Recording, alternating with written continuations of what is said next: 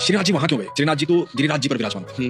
तो मेवाड़ की एक राजकुमारी थी अजब कुमारी। अजब कुमारी अपने पिता के साथ वृंदावन बरसाना घूमने आई। घूमते घूमते पहुंची गिरिराज जी। श्रीनाथ जी के दर्शन किए। दर्शन करके पागल हो गई, वो मोहित हो गई। ऐसे अद्भुत दर्शन, ऐसे अद्भुत ठाकुर जी उसने कभी नहीं देखे। वापस जाने लगी। जैसे जैसे वो मेवाड़ की तरफ बढ़ने लगी ना, उसे लगा कि मेरा कुछ सब कुछ छूट रहा है और उसके अंदर विरह की भावना उत्पन्न हुई। वो ऐसी भावना उत्पन्न हुई कि मेवाड़ जाकर के बीमार पड़ गई। तो उसने बताया अपने पिता को, मुझे ठाकुर जी की याद आ रही है, ठाकुर जी के पास जाना है।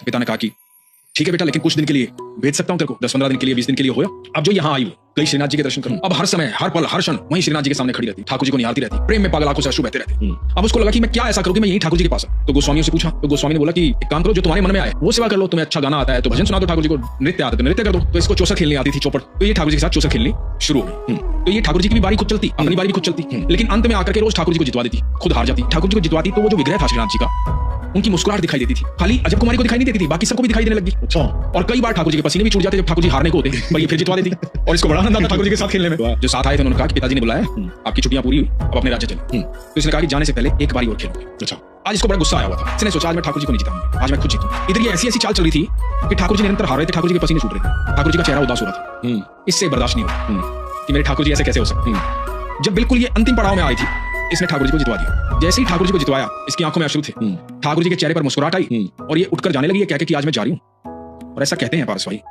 श्रीनाथ जी ने अजब कुमारी की बाह पकड़ दी, बोले कि मैं तेरी भक्ति से, तेरे प्रेम से प्रसन्न हूं, तू बता तुझे क्या चाहिए। अजब कुमारी की आंखों में आंसू आ रहे हैं, शरीर कांप रहा है, ठाकुर जी को निहार रही है। तो बोलती कि आज मैं जा रही हूं, यदि सच में कुछ देना चाहते हो ना, हमेशा के लिए मेवाड़ हो, ताकि मैं रोज दर्शन कर पाऊं। तो ठाकुर जी अजब कुमारी के लिए मेवाड़ में जाकर के वहां प्रस्थापित।